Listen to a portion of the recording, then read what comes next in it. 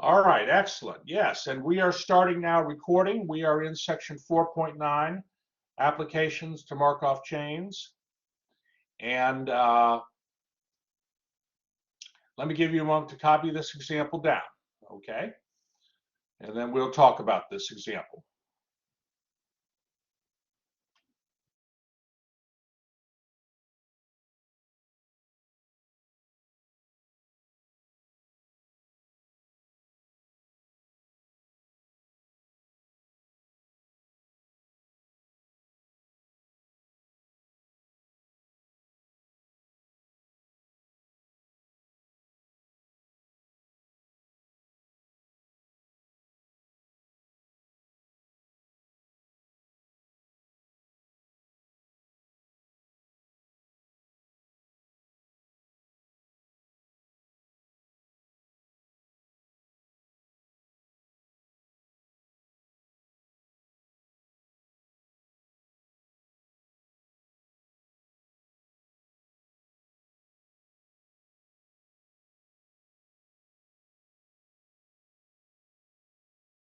That's interesting, Mikhail. That's interesting. Well, okay.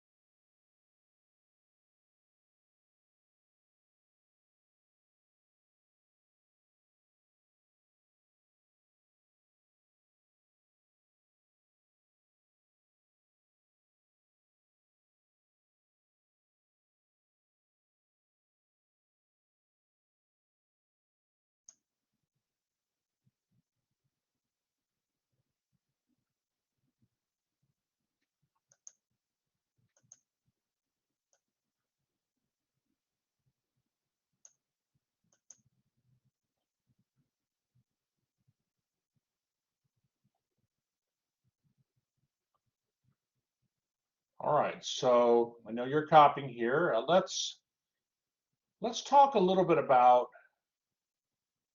this migration matrix.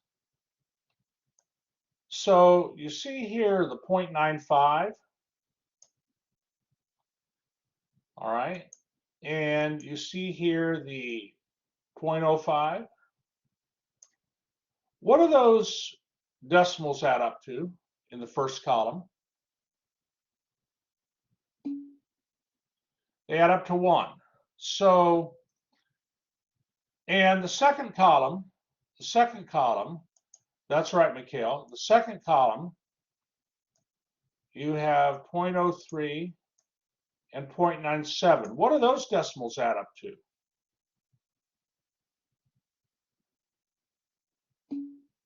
That's right, Marcella. That's right, Mikhail. 1 also. So we can regard these column vectors as probability vectors. Okay, I mean there's meaning to this.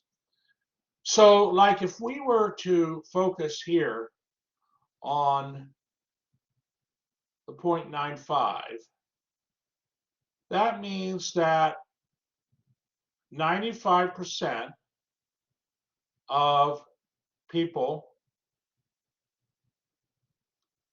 in the city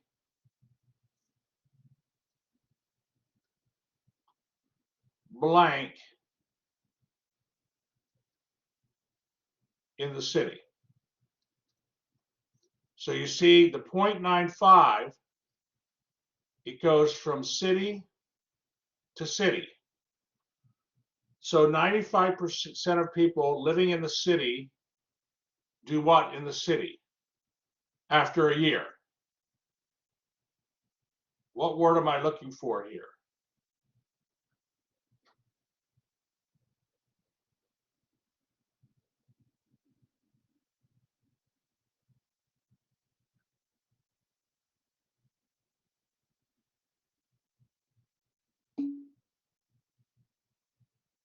Yeah, I would say, well, if you live in the city and you go to the city, that means you stay in the city. So 95% of the people in the city stay in the city. And then 5% of people in the city do what? 5%, that's right, Mikhail. 5% of people in the city do what? City to suburbs, go to the suburbs.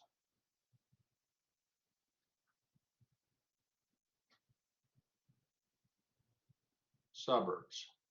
And this is after 1 year. I want to be careful here. This is over a year period of time. Same for the 95% here. This is after 1 year. On the other hand, if you live in the suburbs, 3% of people who live in the suburbs move to the city, and 97% of people who live in the suburbs stay in the suburbs. You see how this is why we call this a city suburb migration matrix. Okay. Are there any questions so far?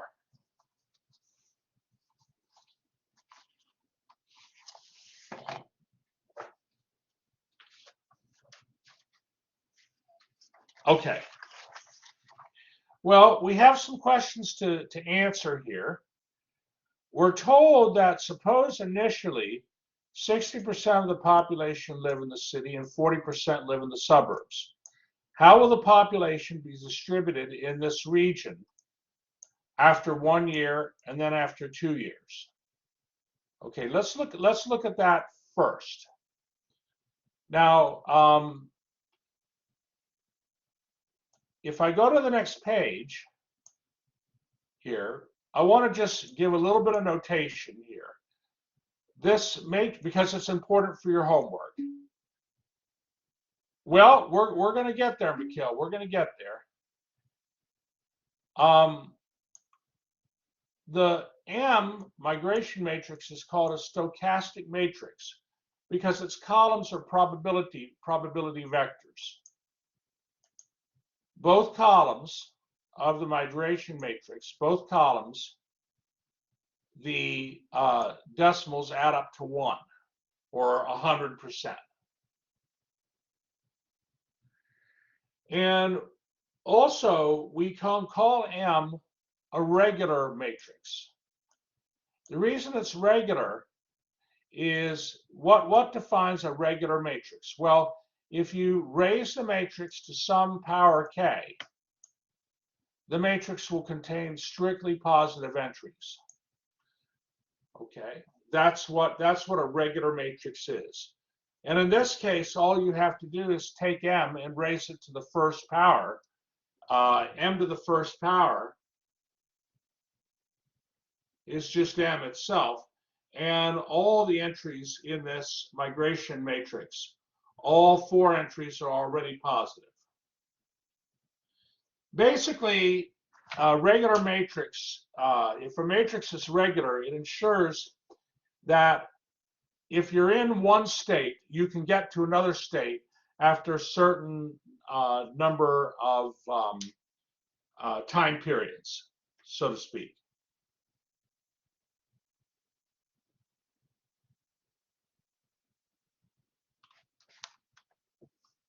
Are there any questions so far?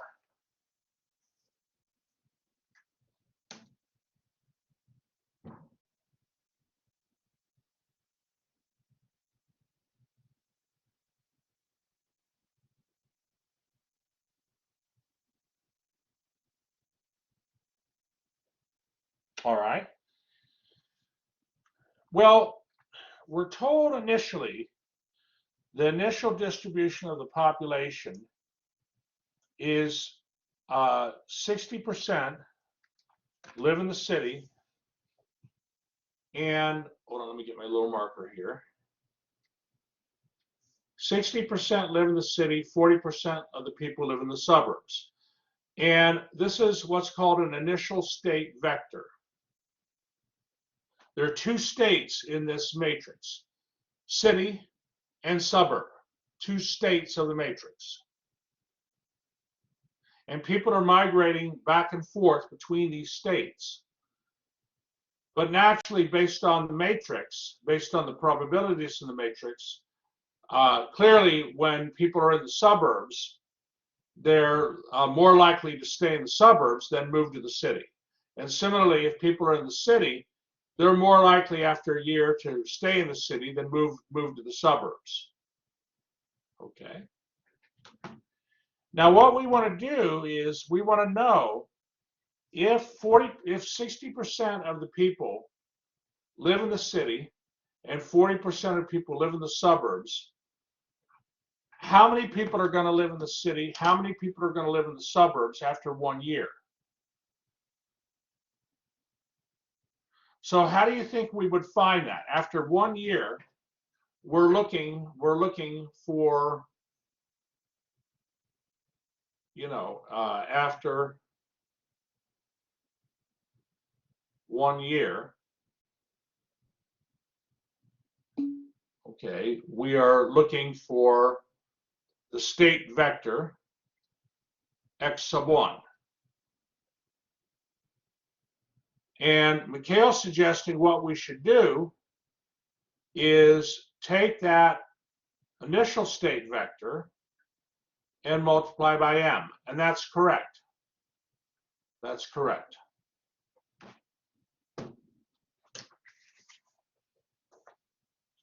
Okay, and there's meaning for that. There's meaning to that.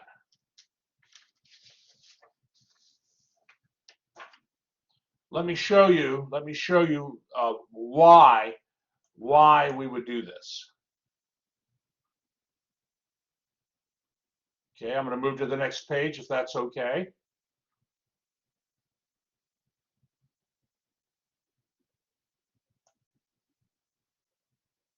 Okay. So what I drew here is just a little kind of Venn diagram like picture. It just shows the it diagrams the states of the city and the suburbs, right? We have two states here. And see, there's a 95% chance if you're in the city, you stay in the city. So that's this loop here with 0.95. On the other hand, if you're in the city, there's a 5% chance you'll move to the suburbs. Okay, so, and then for the suburbs, you have similar drawings, okay?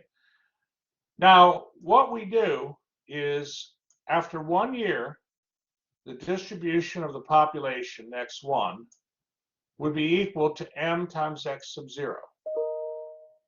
Let me get my, one moment, let me get my email off here, one moment.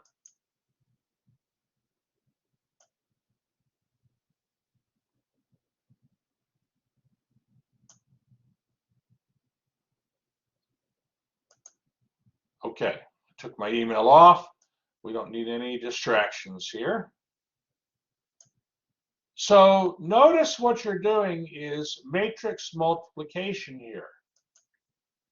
Okay, when you take the matrix M and multiply by x sub 0, you're doing matrix multiplication.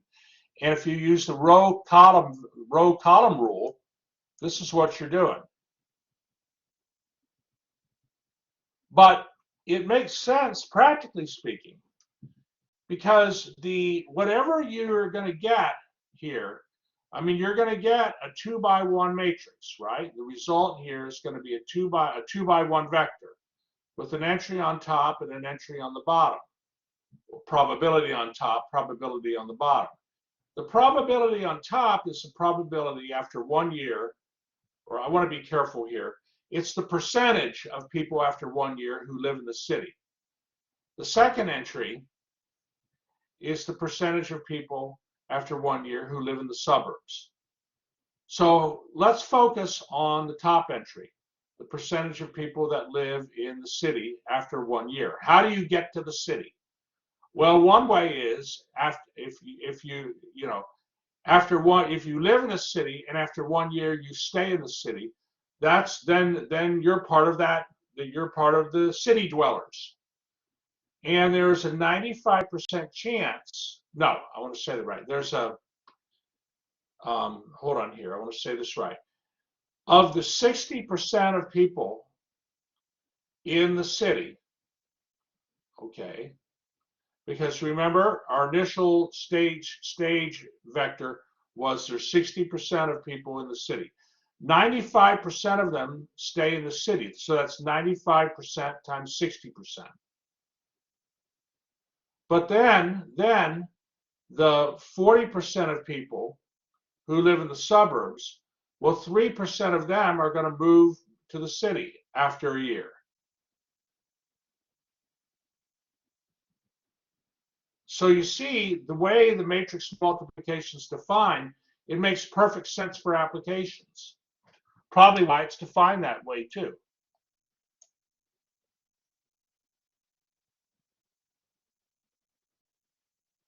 All right, does this make,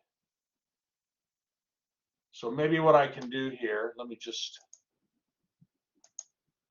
make this maybe a little bit more. So I'm taking this and I'm associating that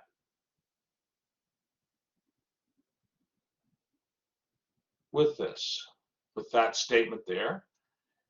And then I'm taking this probability and associating it with this statement. Now the second entry in the vector is going to be suburbs. So how after a year, how can you get the distribution, the percentage of people who live in the suburbs? Well, of the 60% of people who live in the city, 5% of them are after a year going to move to the suburbs. That's this here. And then of the 40% of people who live in the suburbs, 97% of them are going to stay in the suburbs. And so that's this part. Does this make pretty good sense how this works?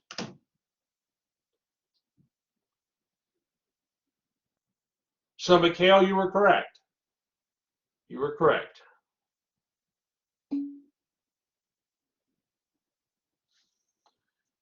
And when you work this out, you're going to get this this vector here, 0.582 and 0.418.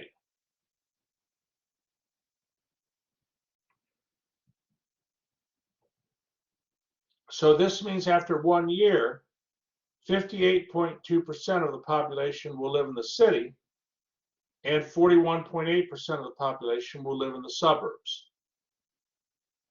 So what's the trend here? I mean, what's the trend you're seeing?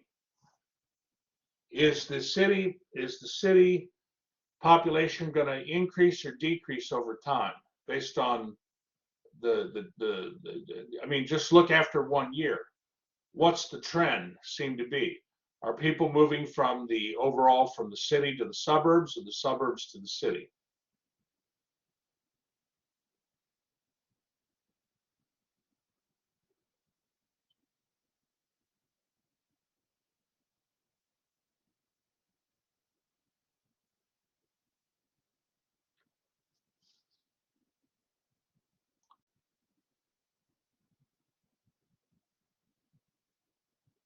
Who lost people? The city, based on after 1 year, Okay, this is your, I mean, you started, I mean, this is x sub 1. You started with x sub 0, which is 0.60 and 0.40. So I'm asking, after 1 year now, I mean, so initially 60% of people live in the city, 40% in the suburbs. After 1 year, 58.2% of people live in the city and 41.8% of people live in the suburbs. So what seems to be the trend? I mean, it's not a strong trend, but it's the trend for people to move to the suburbs or to move to the, or to, I mean, or to move to the city.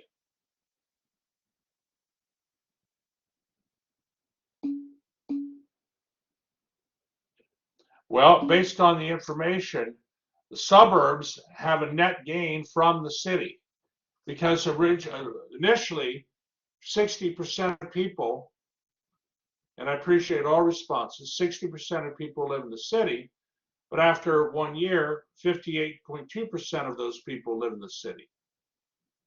You see? And initially, 40% of people lived in the suburbs. After 1 year, 41.8% of people lived in the suburbs. So the suburbs are gaining people. Okay, they're gaining people. That's the trend after a year after year after year. That's going to be the trend. And based on the migration matrix, it makes sense. It makes sense. David, are you comfortable with that? That the suburbs have a net gain from the city?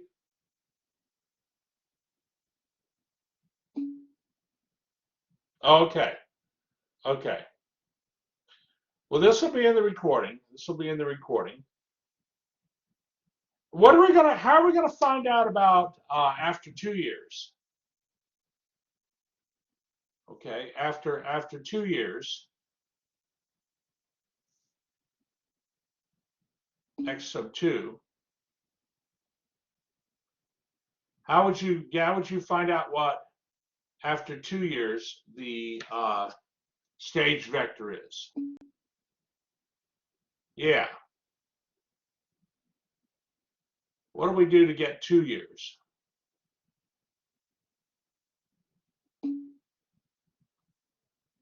Yeah, you could take m times x sub,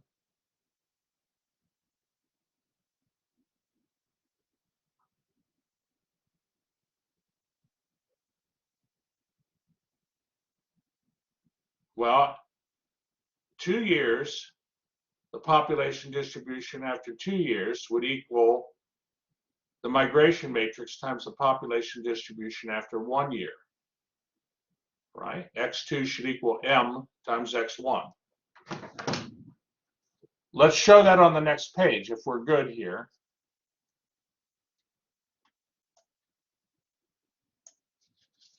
So on the next page here at the top, I just wrote down the, interpretation of the stage vector x sub 1.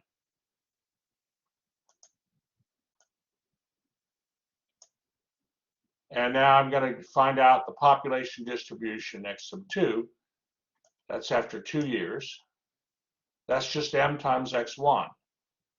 But x1 is m times x sub 0. So, see, you can compute your stage vector in a very interesting way. And then, of course, here's the interpretation. Let me give you a moment to catch up here.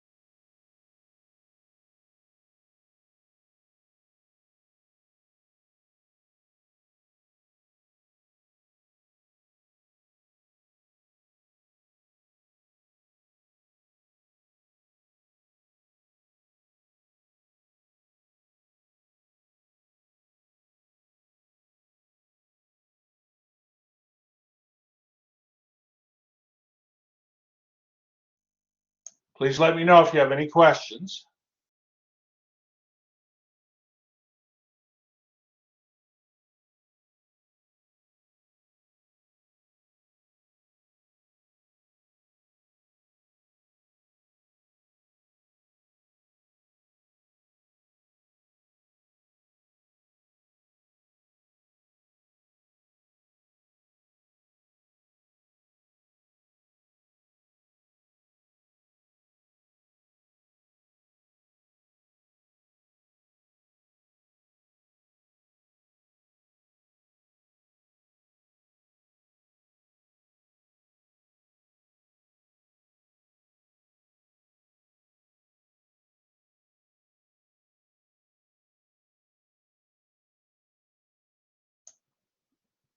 Okay.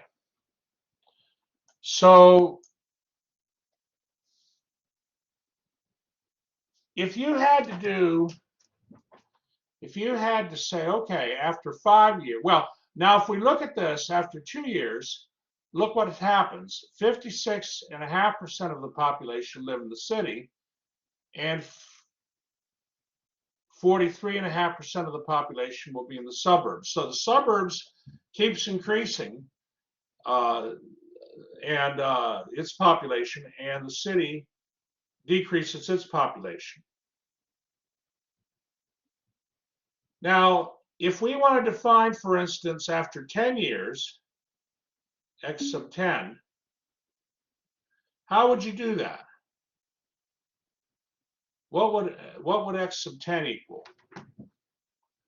After 10 years, we want the population distribution of the city and suburbs after 10 years. Okay, that's right. We would take the migration matrix and times the initial population distribution, and what would the power be on the on M? What would the power be?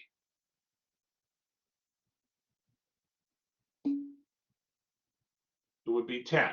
That's right. All right. So it's generally easier computationally to do it this way. And obviously for something like that, we would use MATLAB to help us. Now, do you think the population in the city seems to decrease from year to year. The population of the suburbs seems to increase from year to year. Do you think the population city will eventually go to 0%, the population of the city? Mikhail says no. He's thinking there's going to be some kind of equilibrium that's reached, right? Over time. Well, that is true. That is true. Okay, because the part B of the question here says, what percent of population will eventually live in the city? One moment.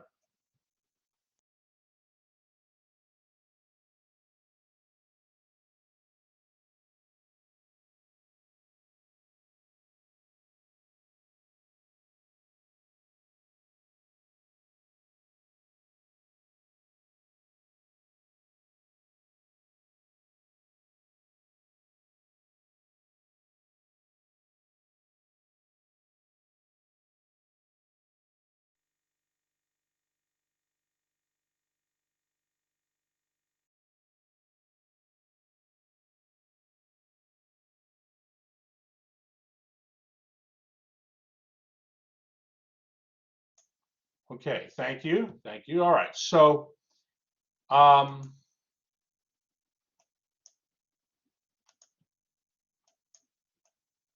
what percentage of the population will eventually live in the city? What does it mean to say eventually?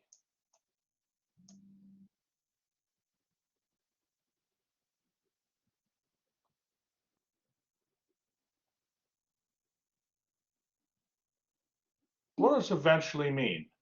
Excellent, David. In the long run, in the long run. So if the population distribution between the city and the suburbs eventually reaches an equilibrium, it means it's not going to change from year to year. Okay, so like one way to, well, that's a good point. This is a very, Mikhail's saying that this migration matrix, we're assuming it doesn't change from year to year. And indeed, you can have more complicated migration matrices where the entries are functions of time, or you can get a time factor involved. There's a course called Stochastic Processes that deals with that. We're keeping it very simple here. Indeed, if the migration matrix stays basically the same, okay, maybe it's a very established city suburb, where everything's built out and the economy is sort of stable. If that's the case, then there ought to be a stabilization. So eventually, like David said, it's in the long run or after many, many, many years. So let me show you what you can do here. There's several ways to get this. All right. Now, one way is this. Let me go to the MATLAB here. All right. Let me go to the MATLAB.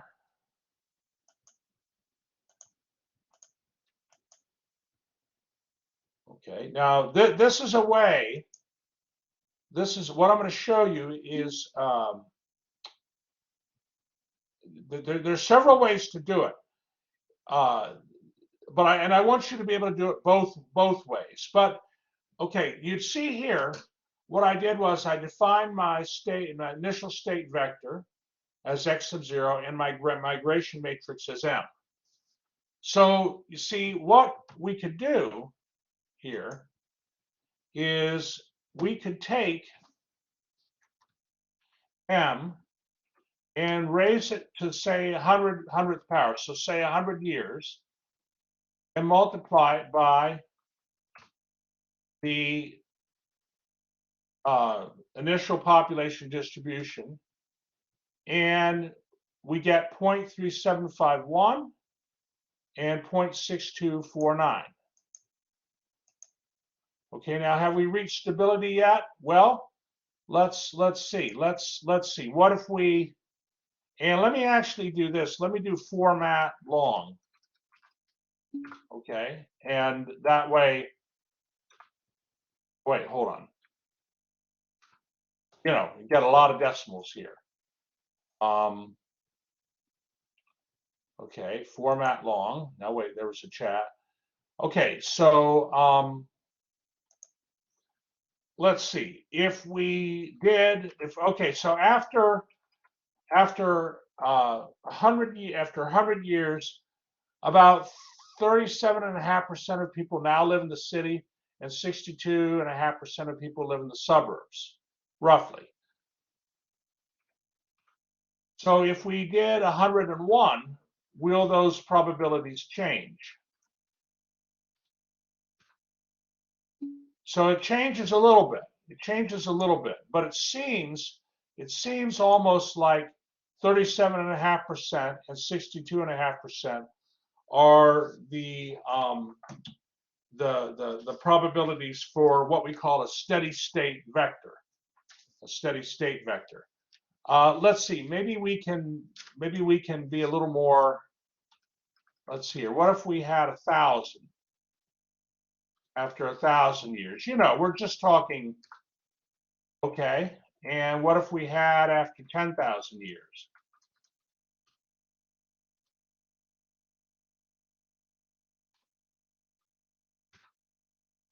Okay. So what is it looking like that after many, many years, eventually, how many people are going to be living in the city?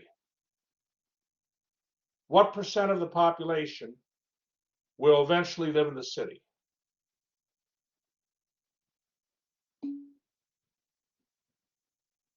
Right.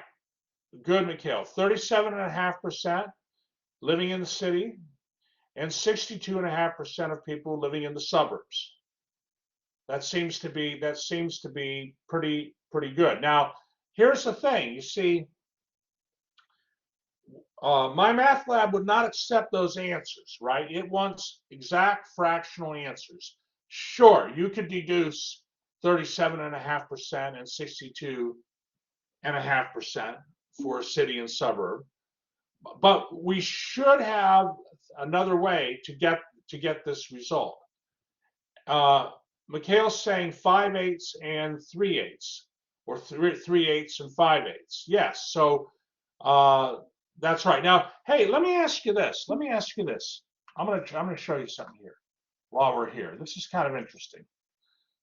I'm gonna clear the screen and let me bring back.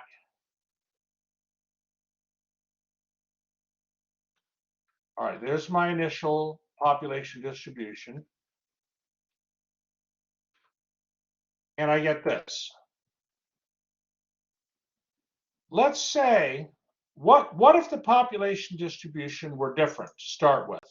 What if instead of 60% of people living in the city and 40% in the suburbs, what if we had, say, what if we had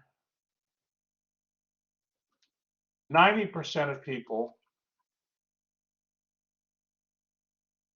okay, 90% of people living in the city and 10% living in the suburbs? You know, maybe the suburbs aren't built out yet. Do you think that's going to change the eventual distribution of people living in the city and the suburbs? I mean, is that going to change eventually what percentage of the population live in the city and what percentage of population live in the suburbs? The fact that you changed your initial population vector, your initial population distribution.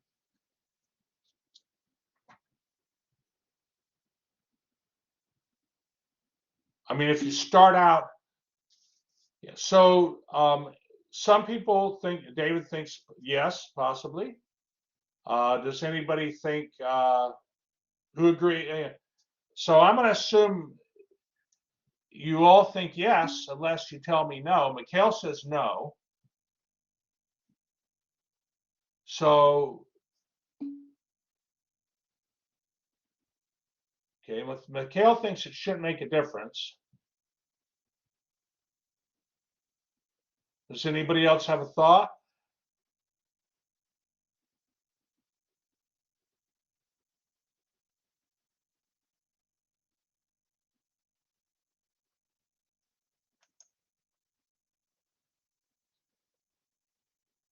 Any volunteers here?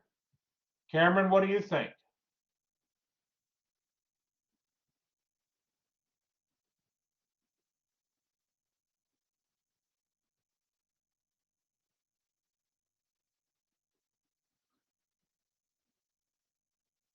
Fatima, what do you think?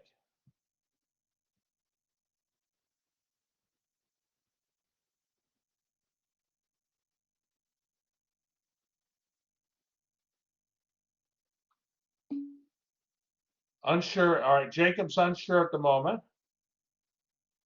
Well, let me show you something. Let me go ahead. So I got to fix one thing here. Hold on. X sub 0, let me do a CLC here. So X sub 0, I'm going to have, you know, a whopping 95% initially living in the city and 10% living in the suburbs. So migration matrix is that. Now let me take the migration matrix, raise it to the 10,000th power. Try this on your TI calculator. It won't work.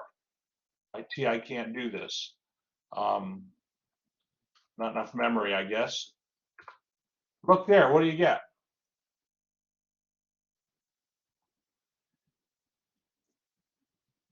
I'll tell you what. Let me be even more clear here. Let me be even more clear. hold on. I'm gonna do this.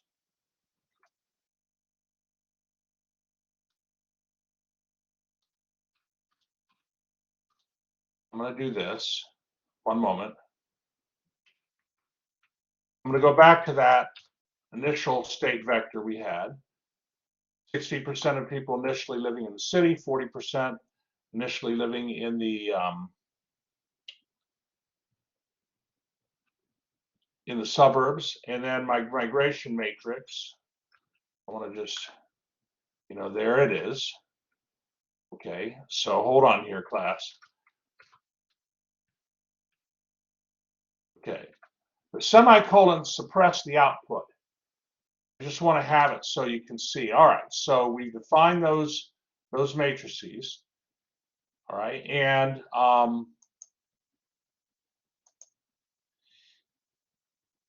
now, like I did before, I'll take m raised it to the 10,000th power, multiply by x sub 0.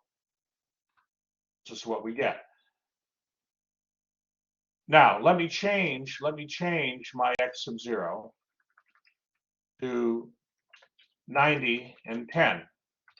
90% of people initially live in the city, 10% in the suburbs. Okay. And M is M. And now, is there a difference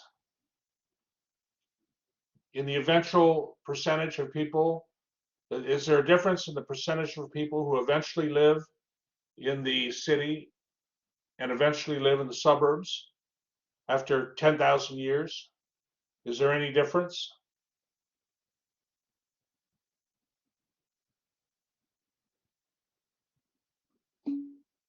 No, that's right, yes, it doesn't, it's sort of, that's right, Jacob. So it doesn't matter initially what your population distribution is.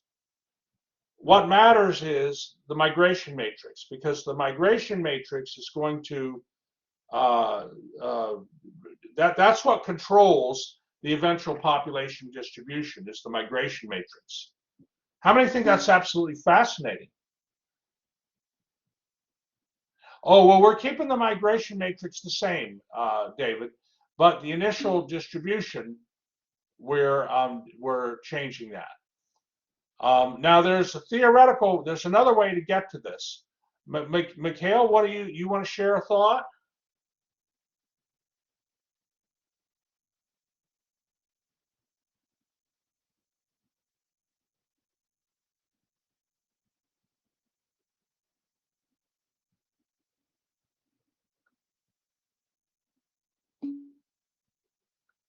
Okay, all right, that's fine. That's fine. I'll go first, and probably it'll confirm what you wanted to say. The point is, though, is that the steady state vector is unique. In this case, the steady state vector is 37.5% and 62.5%. Okay, the steady state vector is unique, and this because we have a regular matrix. We have a regular matrix. And this reinforces, I'll show you, Theorem 18 in the textbook.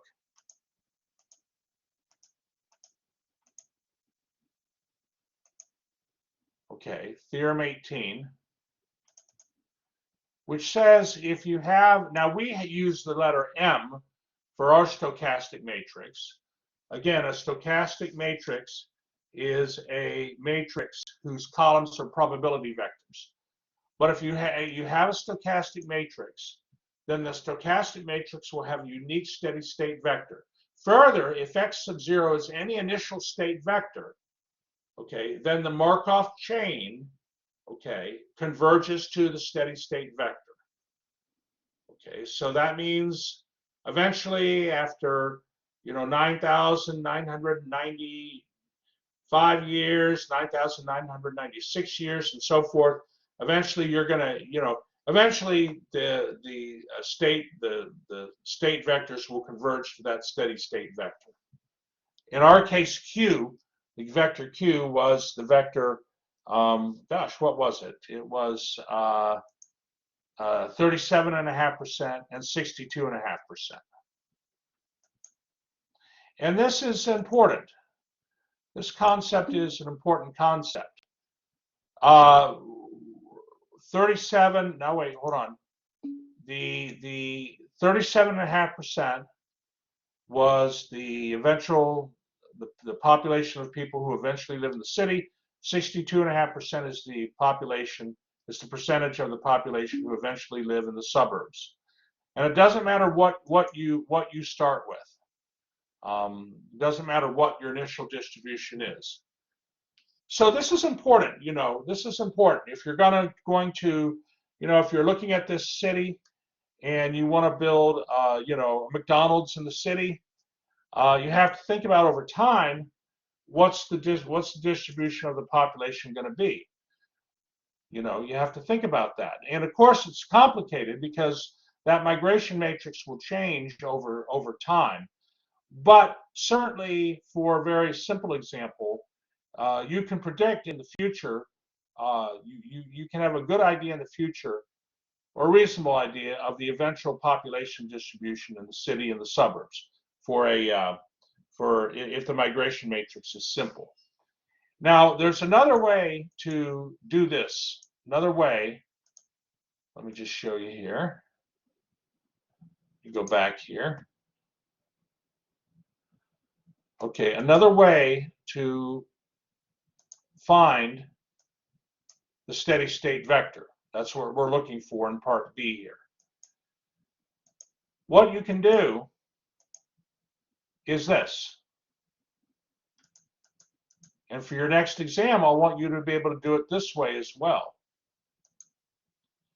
So the steady state vector we typically denote by the vector Q. So if there is a percentage of the population that will eventually live in the city, Q must satisfy this matrix equation. M times the steady state vector Q, whatever it is, would equal Q. Mikhail, is this what you used here?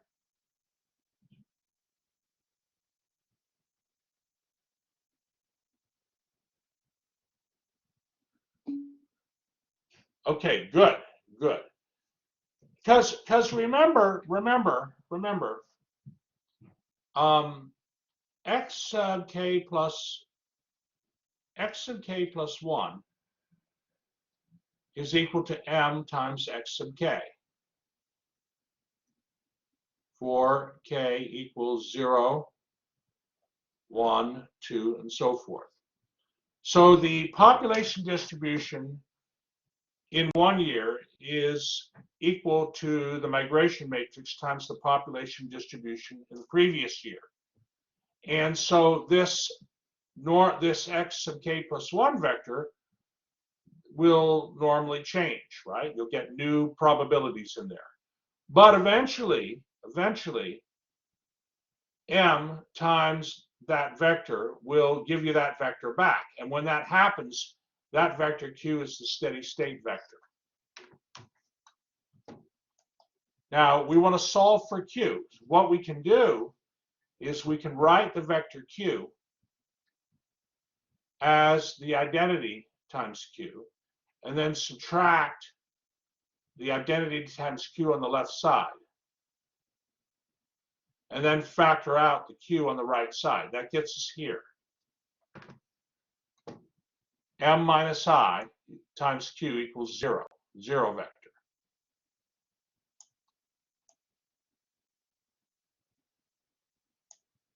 So to find Q, we're going to solve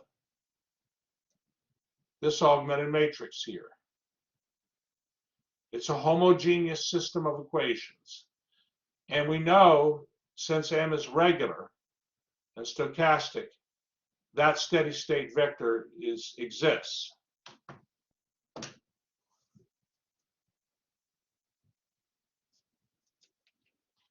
So here we go again, back to solving systems of equations using row operations. Here we are again.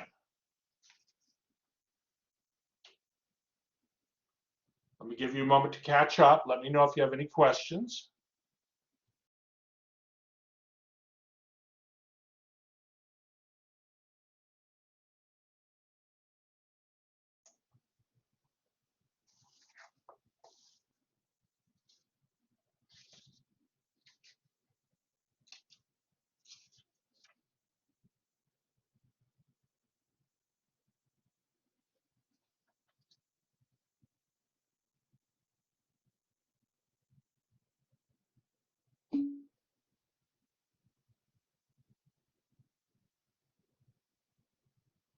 Okay, Mikhail, yes, this is a very general approach.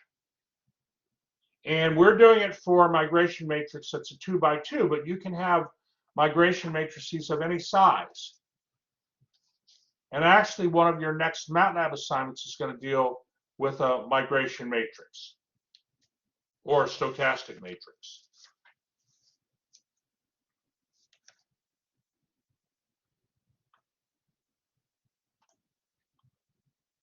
Okay, so we want to solve this augmented matrix.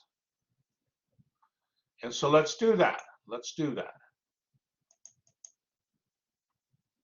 So remember, let's remember what M is. M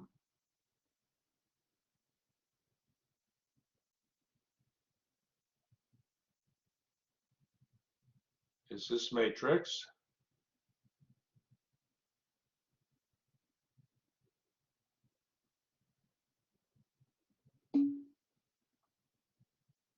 Right. Good. And the identity, of course, this is a 2x2 identity. It's just 1, 0, 0, 1. So if we subtract M minus I, we're going to get this here.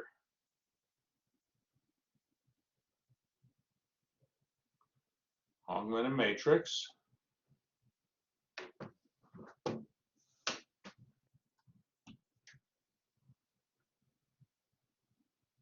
And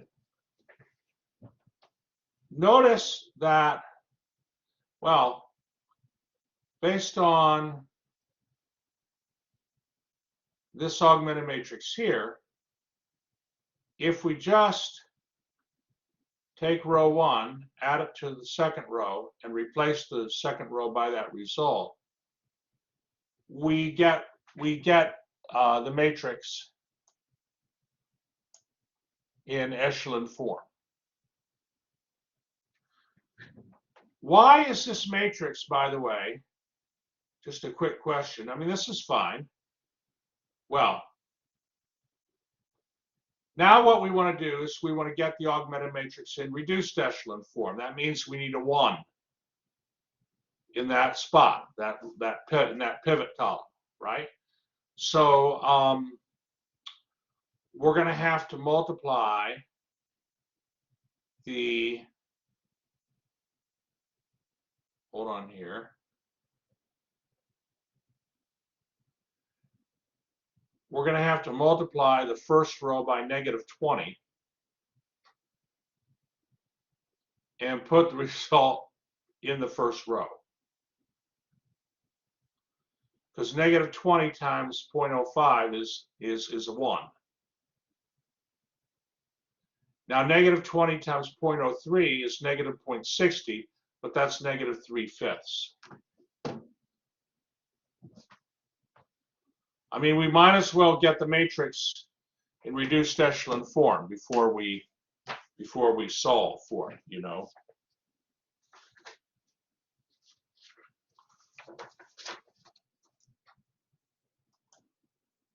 And now we get a solution. Absolutely it does. Absolutely.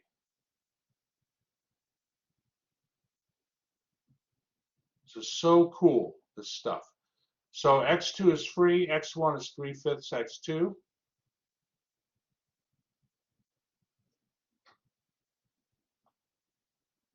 Let me ask you a question. Let me ask you a question here.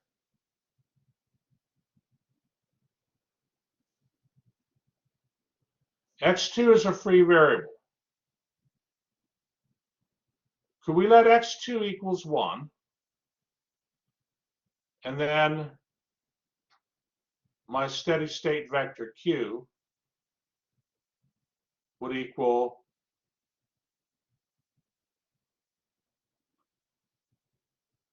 3/5 and 1. Good. Is that okay?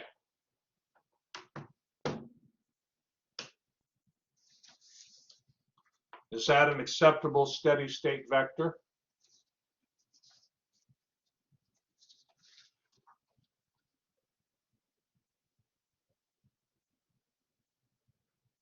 Or is there a problem with that?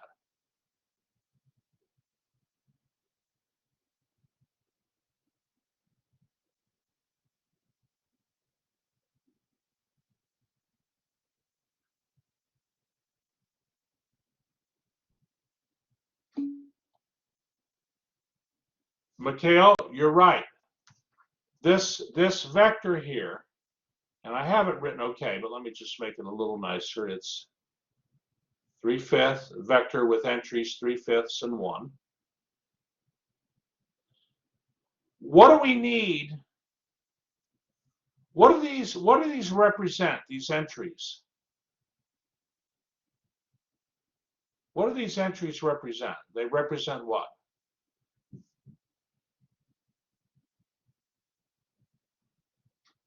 In this example, those entries represent, I'll give you a hint,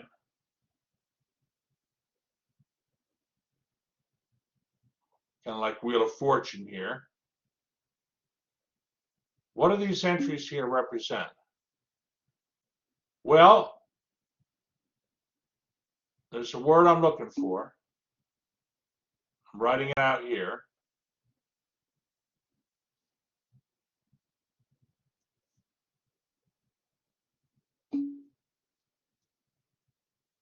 Probabilities, that's right. Probabilities.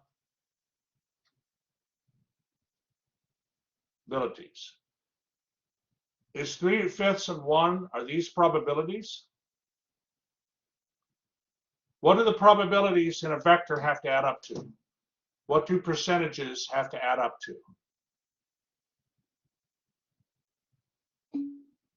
That's right, David. They have to add up to 1 or 100%. You can't have more than 100%, right? 100% is everything, all right, in terms of probabilities. So no, we can't, even though x2, I mean, solution-wise, x2 is free, but it's not really free because we have to pick x2 such that the conditions we met, that the sum of the entries of the steady state vector add up to 1. So, all right, let me show you how we do that.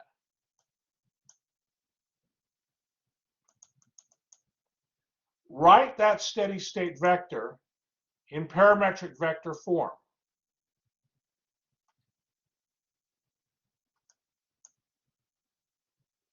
And what you can do is, if you choose x2 to be, 1 divided by the sum of the entries, which will give you 5/8, that's the right value of the free variable to ensure that you have probabilities.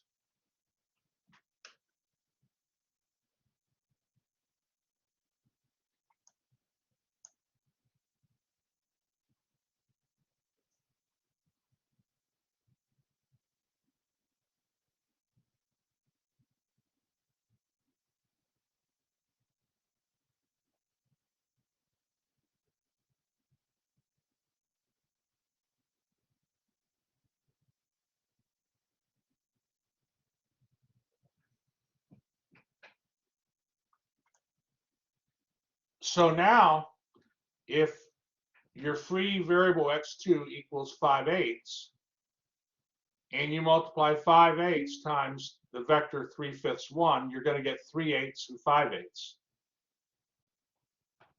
And that adds up to 8/8, which is 100%.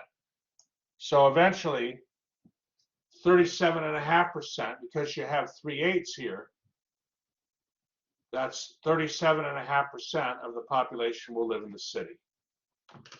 Let me see, there was a comment here. Let's see, Mikhail. Okay. Let's see, David's saying, can you do,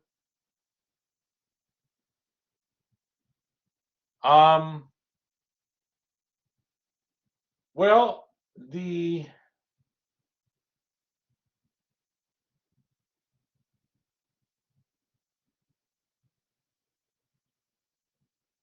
x1 plus x2, there is a constraint that the sum of the entries equals 1, David. I agree there.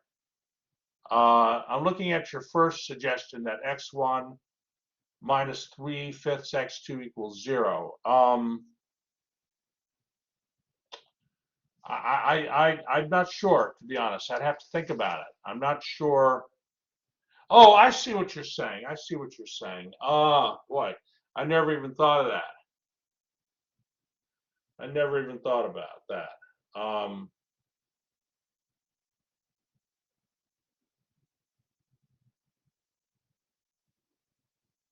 What David's saying is, based on like when we solved the the augmented matrix here, the meaningful equation we got was 1x1 minus 3/5 x2 equals 0. But let's see here.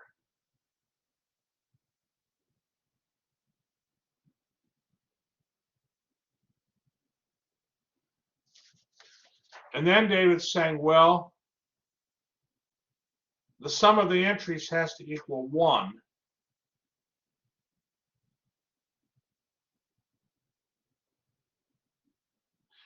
David, I guess I don't know if that would work. Let me look at it in MATLAB real quick. Hold on. Let me just check it in MATLAB. I don't think that's quite gonna work, but I want to be careful before I say it. Hold on. So what I'm doing here for David, it's sort of a David question here, David's question. I just want to, I want students to do it this way, but let me just see, David, if I can quickly answer your question. What I'm doing is I'm going into MATLAB and seeing if that will work.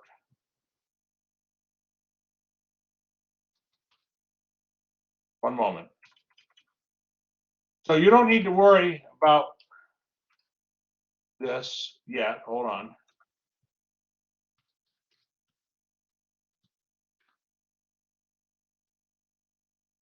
Yeah, David, you're right. That's interesting. Yeah, so okay, now I'll share what David said. Very nice. What David said is, this is true, and x1 plus x2 has to equal 1. Okay.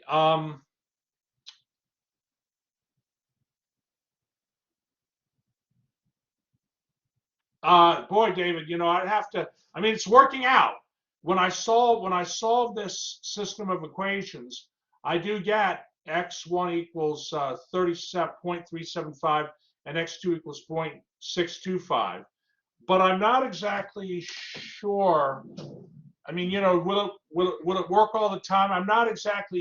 I don't have it connected yet in my mind why it works. I know what you're doing. You have one equation, and now you have a second equation that both should be true. I I want to be careful. I want to be careful before I say it'll work all the time. Okay, it's probably an obvious thing to you, but I don't want to say it's Dr. Duty approved yet. Okay, I have, but it's a very good insight. Okay, I have to be careful. Sometimes you try something and it just works out.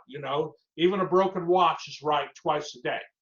You know what I mean? But I'm not saying David, your idea is wrong. Okay. Okay. All right, David. Okay. All right.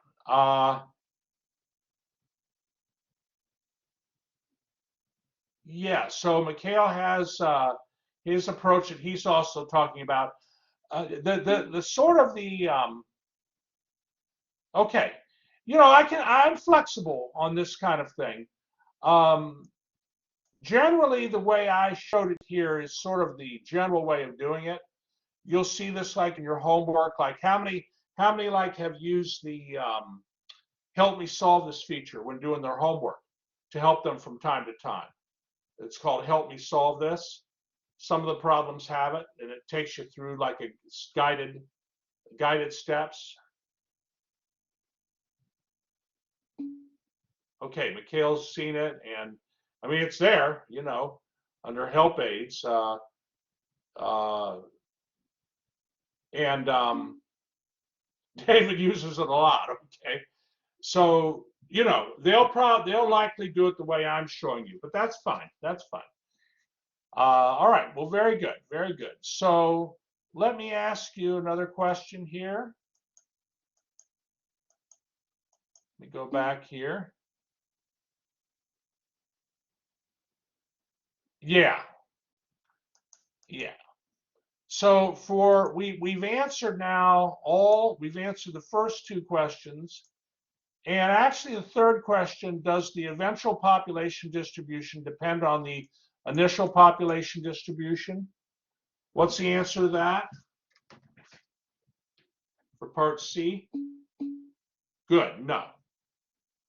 No. Okay, so these are some of the highlights of section 4.9. Okay, these are some of the highlights.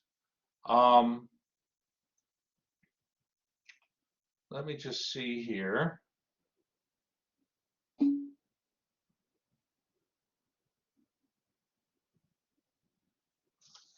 Yeah, it's pretty cool. Pretty cool indeed. Pretty cool indeed. I agree.